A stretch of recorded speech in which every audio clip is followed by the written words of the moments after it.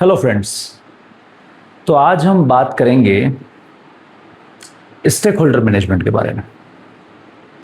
क्या आपने कभी किसी प्रोजेक्ट में ऐसा देखा है कि टीम बहुत अच्छी है, टेक्निकली बहुत स्ट्रांग है, लेकिन फिर भी प्रोजेक्ट कुछ खास नहीं कर पा रहा है। क्लाइंट की कुछ एक्सपेक्टेशंस अलग है, मैनेजर्स की एक्सपेक्टेशन अलग है, टीम बोल रही है कि हमें तो ये चीज़ किसी ने बताई ही नहीं। समझ नहीं आ रहा है कि सब कुछ टेक्निकली ठीक होते हुए भी प्रोजेक्ट प्रॉपरली कंप्लीट क्यों नहीं हो पा रहा है और स्टेक होल्डर्स की एक्सपेक्टेशन क्यों मैनेज नहीं हो पा रही है। अगर ऐसा हो रहा है तो प्रॉब्लम टेक्निकल नहीं है, प्रॉब्लम स्टेक होल्डर मैनेजमेंट की है। और इस चीज़ को समझने के लिए हम इस वीडियो में डिटेल में बात करेंगे। और हम सिर्फ बात टिम्बॉक की डेफिनेशन को सेंटर में रख के नहीं करेंगे, rather than we will keep real life scenarios in the center, along with obviously the technical fundas from the all the knowledge sources that we can refer to. तो आइए सबसे पहले समझते हैं कि स्टेक होल्डर कौन होते हैं। किसी भी प्रोजेक्ट में स्टेक होल्डर वो व्यक्ति होते हैं जो प्रोजेक्ट को इन्फ्लुएंस कर सकते हैं और या प्रोजेक्ट के आउटकम में इंटरेस्ट रखते हैं। So anybody who can influence the project और has any interest in the outcome of the project can be considered as stakeholder. For example, अगर आप कोई सॉफ्टवेयर बनाते हैं तो आपके स्टेक होल्डर्स हो सकते हैं customer, product owners, development team, management team, compliance team, implementation team, so and so forth. Stake holder को समझने के साथ साथ हमें यह भी समझना ज़रूरी है कि इन स्टेक होल्डर्स को मैनेज कैसे किया जाता है। और स्टेक होल्डर को मैनेज करने के लिए हमारे पास इनफ इंफॉर्मेशन एंड अंडरस्टैंडिंग होनी चाहिए हर एक स्टेक होल्डर की रिक्वायरमेंट के बारे में। जब आप किसी स्टेक होल्डर की रिक्वायरमेंट को समझ जाते हैं तो उन्हें मैनेज करने में भी हमें काफ़ी हेल्प मिलती है। तो आइए अब बात करते हैं कि स्टेक होल्डर्स को आइडेंटिफाई कैसे किया जाए। प्रोजेक्ट शुरू होते ही start asking one question to yourself that इस प्रोजेक्ट की सक्सेस और फेलियर से सबसे ज़्यादा फर्क किसको पड़ा?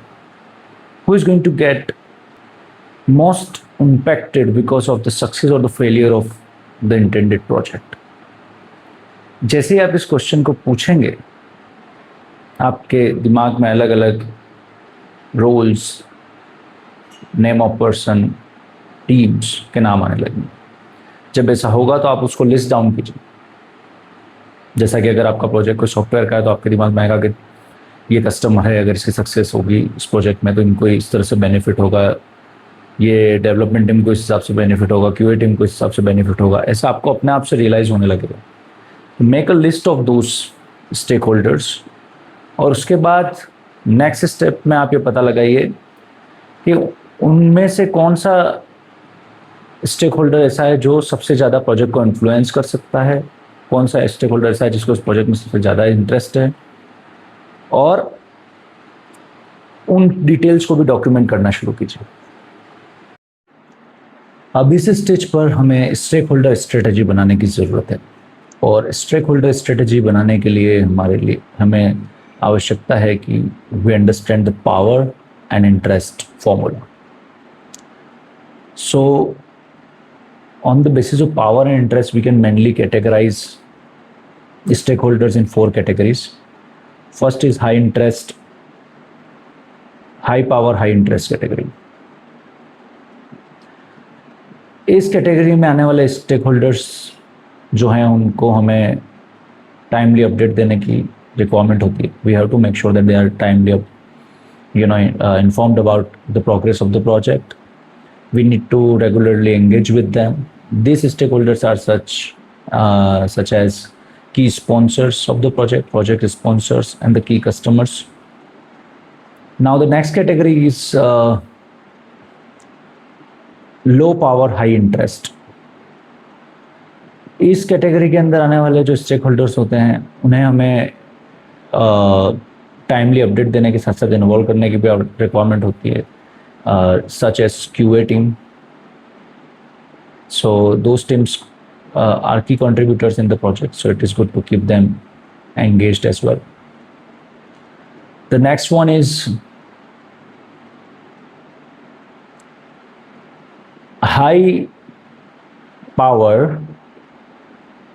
low interest. ऐसे स्टेक होल्डर्स जो हैं उन्हें आप टाइमली इंफॉर्मेशन प्रोवाइड करवाएं, ताकि ऐसी कोई सिचुएशन हो जहां पर कोई मेजर इशू आ रहा है तो we can take their help in resolving that. And last but not the list is low power low interest. ऐसे स्टेक होल्डर्स जो होते हैं उन्हें हमें मॉनिटर करने की रिक्वायरमेंट होती है.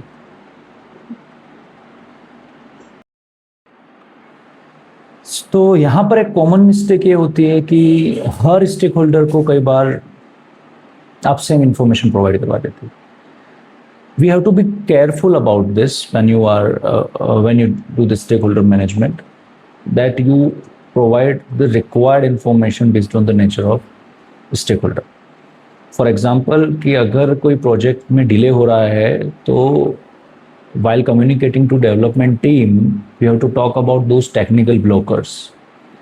Whereas if you are talking to customer, you have to tell them that how much time it is going to take to resolve the issues you guys are facing, and when the customer can expect the project or the product without any issue. वहीं पर management को अगर आप बात कर रहे हैं तो मैनेजमेंट को आपको इन्फॉर्म करने की ज़रूरत है कि जो डिले हो रहा है उसकी वजह से ओवरऑल प्रोजेक्ट पे क्या इम्पैक्ट आएगा, किस तरह का इशू है, what is the risk out of it. So all those sort of things.